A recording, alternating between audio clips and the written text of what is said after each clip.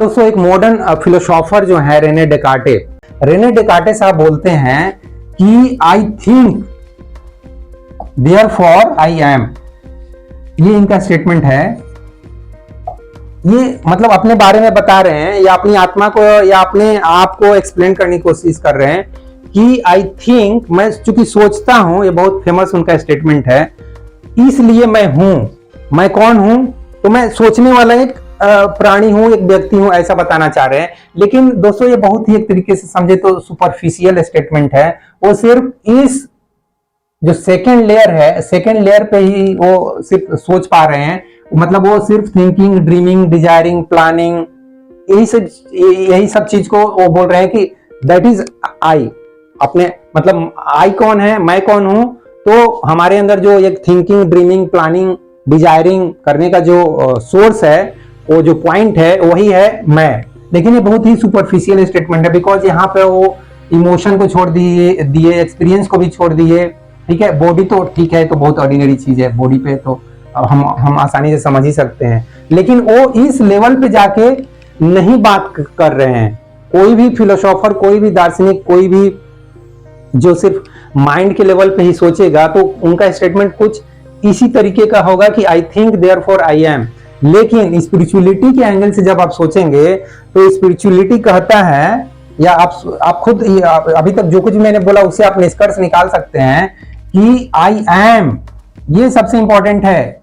या I am का मतलब सोल, ठीक है, या अवेयरनेस, सोल एनर्जी बोलिए, अवेयरनेस एंटाइटी बोलिए, जो कुछ भी बोल लीजिए, आई एम।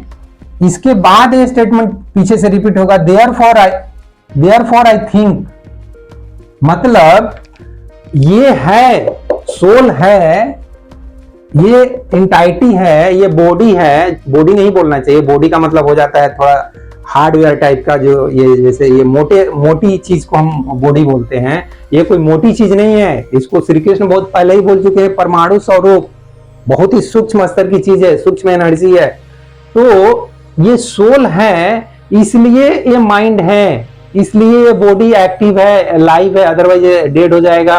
ठीक है, तो रेने डेकार्टे का ये स्टेटमेंट को भी मैंने यहाँ पे ले लिया, बिकॉज सो दैट कि हम जितने भी पॉसिबल एंगल्स है, ठीक है, आम आदमी की भाषा में हम लोग क्या बात करते हैं, अध्यात्म किस तरीके से बात करता है, आध्यात्मिक लोग, मैंने बहुत सारे लोगों का नाम लिया। आइंस्टीन इसके बारे में भी कुछ बोले होंगे, उस स्टेटमेंट को नहीं लिया।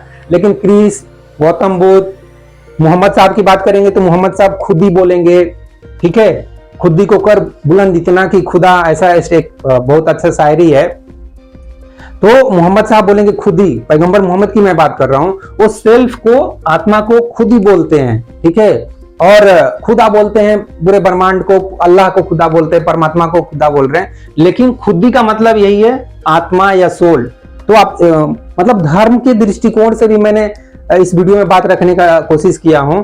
तो मेरा इस वीडियो के थ्रू यही प्रयास रहा है दोस्तों कि जितनी भी तरीके से हु एम आई के बारे में, मैं कौन हूं, इसके बारे में आप विचार कीजिए। ठीक है, और मैं एक दोस्त के नाते वीडियो बनाता हूं, जैसा कि मैं बार बार इस चीज को बोलता हूं, मैं कोई गुरु और आचार्य नहीं हूं।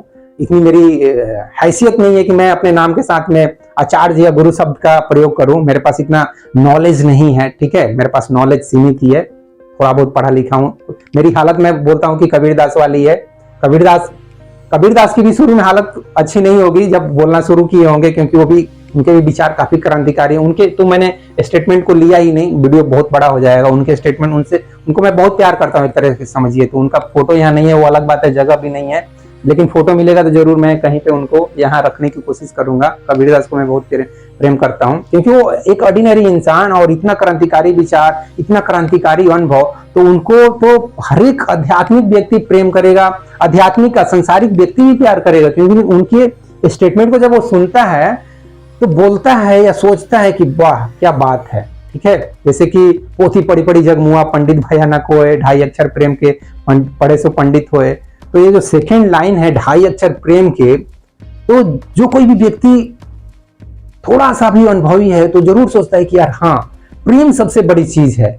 ये ज्ञान कुछ मायने इतना नहीं रखता यार, प्रेम सबसे ज्यादा मायने रखता है। दोस्ती, प्रेम, एक दूसरे के प्रति दया भाव, करुणा भाव, प्रेम, वो सबसे ज्यादा मायने रखता है। तो ओवरऑल मैं वही इस वीडियो में कोशिश किया था, वही सोच के भी मैं वीडियो बनाने का प्रयास किया था कि जितने भी तरीके से हु एम आई के बारे में, मैं कौन हूं के बारे में हम लोग विचार करते हैं, चाहे वो साइंस हो, चाहे व्यवहारिक जीवन हो, प्रैक्टिकल लाइफ हो, ठीक है, या अध्यात्म हो, धर्म हो, दर्शन हो। इसीलिए एक दार्शनिक साहब को भी ले लिए, रेने डेकार्टे साहब का भी इस स्टेटमेंट को ले लिए कि I think therefore I am. ये स्टेटमेंट कंप्लीट नहीं है, ये बहुत ही सुपरफिशियल है, क्योंकि ये सेकंड लेयर का ही बात कर रहा है। इमोशन को छोड़ दिए, एक्सपीरियंस को छोड़ दिए, सोल को तो बिल्कुल ही छोड़ दिए। सोल है इसलिए माइंड है, माइंड है इसलिए सोल नहीं है। ये माइंड जो है सोल का एक पार्ट है। मैं जो कुछ भी बोल रहा हूं वो हमारे सोल के ही प्रभाव में है, ये सोल के ही प्रभाव में सब कुछ है। ये शरीर भी जिंदा है तो इसी के प्रभाव में, माइंड भी है इसी के प्रभाव में, हमारे अंदर के जो इमोशन है, जो एक्सपीरियंस है, जो एबिलिटी है, टैलेंट है, वो सब कुछ इसी के फोर्स में है, ठीक है। प्रभाव मतलब फोर्स, इसी के वजह से सब कुछ है। और ये किसके वजह से है, आप खुद बताइए किसके वजह से है? परमात्मा के वजह से भाई। सुप्रीम सोल जिसके बारे में बोला जाता है, सुप्रीम पावर जिसके बारे में बोला जाता है, और कौन है जिसके वजह से ये सोल, किसके वजह से है? मैं किसके वजह से हूं, आप किसके वजह से है? वही सुप्रीम पावर के वजह से। सुप्रीम पावर को आप नेचुरल पावर बोल लो। हम हमारा बॉडी कैसे बना है? नेचर से बना है। हम जिंदा कैसे हैं? नेचर की वजह से जिंदा है। हम जो ऑक्सीजन ले रहे हैं, हमको जो सनलाइट मिल रही है, उसकी वजह से तो हम जिंदा है ना। या हम जो कुछ भी खाना खा रहे हैं, सब कुछ क्या है? सब कुछ नेचर की वजह से हम जिंदा है। और नेचर को मैं गॉड बोल रहा हूँ, नेचर को ही परमात्मा बोल रहा हूँ। या नेचर के अंदर जो कुछ भी इंटेलिजेंस है, जो कुछ भी अवेयरनेस है, जो कुछ भी टैलेंट है, जो कुछ भी एबिलिटी है, उसको आप गॉड बोल लीजिए। लेकिन अच्छाई और बुराई दोनों को मैं बोलता हूं, दोनों को भी पकड़ के चलना है। सिर्फ बुराई को छोड़ देना है। छोड़ देना मतलब जैसे गरीबी है, गरीबों को मार नहीं देना है, गरीबों को कैसे उठाया जा सकता है इसके बारे में विचार करना है।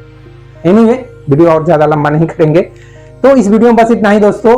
बाकी इस वीडियो के बारे में जो कुछ भी आप पॉजिटिव, नेगेटिव या जो कुछ भी आप फील करते हो, उस चीज को आप कमेंट बॉक्स में लिख सकते हो। या मैं कुछ गलत भी बता रहा हूं, मैं बार बार बोलता हूं, मैं कुछ गलत बोल रहा हूं, मैं कुछ गलत बता रहा हूं, थ्योरेटिकली या प्रैक्टिकली जो कुछ भी, उस चीज को आप कमेंट बॉक्स में लिखिए। मैं एक दोस्त के रूप में एक्सेप्ट करूंगा। मैं कोई गुरु नहीं हूं कि बोल दूंगा नहीं मैं जो कुछ बोल दिया वो यार फाइनल है, ऐसा थोड़ी होता है।